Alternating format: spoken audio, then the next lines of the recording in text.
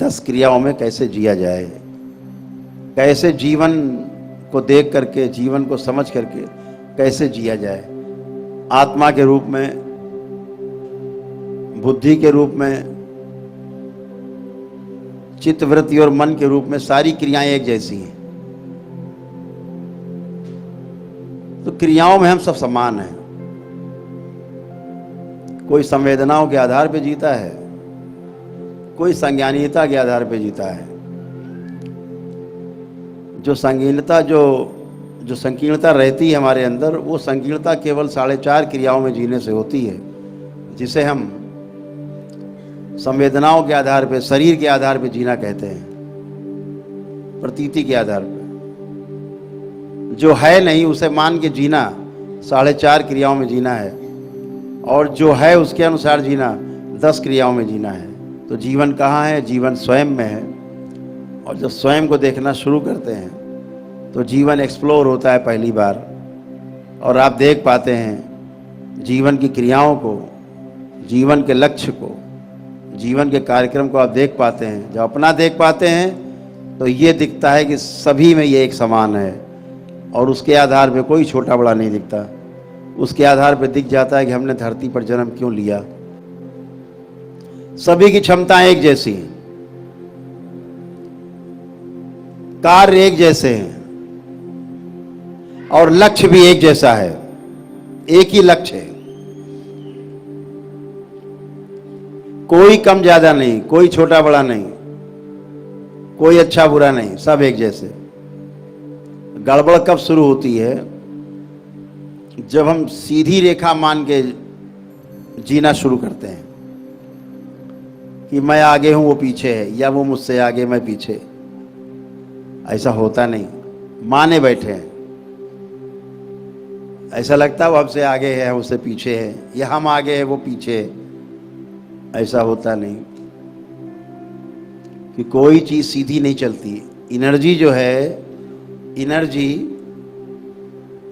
Circle में चलती है, और सर्किल में चल रहे लोग ना कोई आगे है ना पीछे। सबसे पीछे वाला मान सकता है कि हम सबसे आगे हैं। सर्किल में चल रहा है गोल गोल। आगे वाले को कहा जा सकता है तो बहुत पीछे है, ना कोई आगे है ना कोई पीछे है, ना अच्छा है ना बुरा है, न पद में बड़ा है, न धन में बड़ा छोटा है, न बल में छोटा बड़ा है, सब बराबर है। रूप से देख करके संबंध, पद से देख करके संबंध, बल से देख करके संबंध, धन से देख करके संबंध, ये सब छोटा बड़ा बनाते हैं। लेकिन जीवन से जो संबंध स्थापित होता है वो छोटा होता है ना बड़ा होता है। इसलिए जिस दिन रूप छोड़ करके और रूप के पीछे बैठे हुए जीवन को देखना सीख जाओगे, उसी दिन छोटा और बड़ा सब समाप्त हो जाए। जगत में भी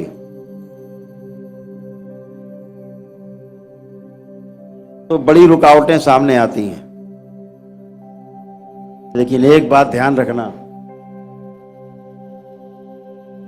आपके जिस कार्य में रुकावट ना आए उसकी सफलता में 90% संदेह जरूर रखना। और आपके जिस कार्य में रुकावटें ही रुकावटें आवे तो ये समझ लेना कि अगर आप डटे रहे और हटे नहीं तो 100% सफलता उसे मिल रही है।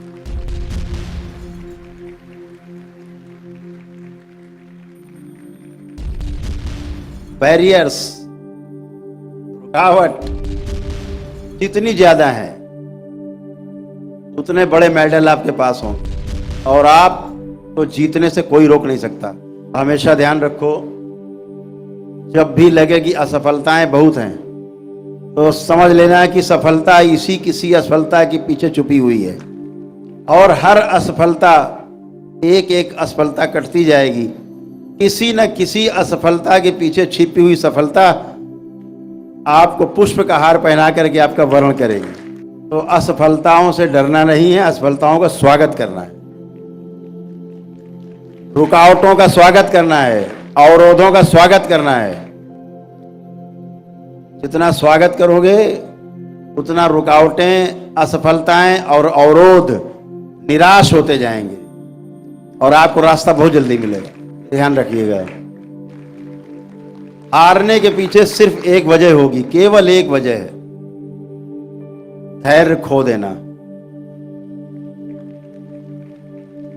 धैर्य खोया और हारे, तो धीरज नहीं तोड़ना है कभी भी। इतिहास गवाह है, पुराण गवाह है, इतिहास उसी ने लिखा है और पुराण के पन्नों में उसी ने जगह पाई है। जिसने धीरज नहीं खोया, अंतिम समय तक लड़ता रहा, और लड़ता रहा है तो जीता जरूर है। वो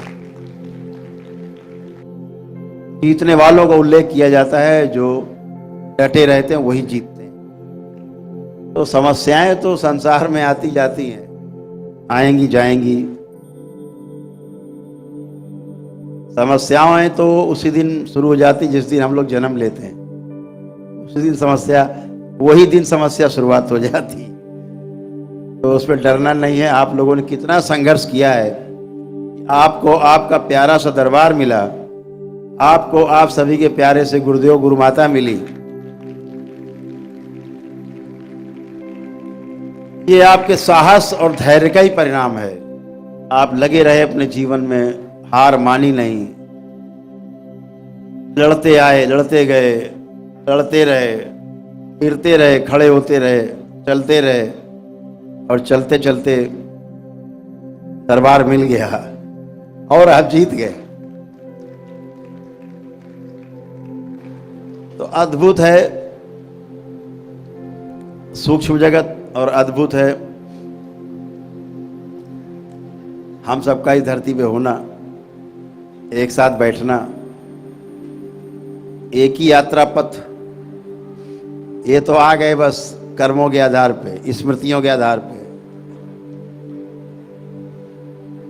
ये बड़ी घटना नहीं है।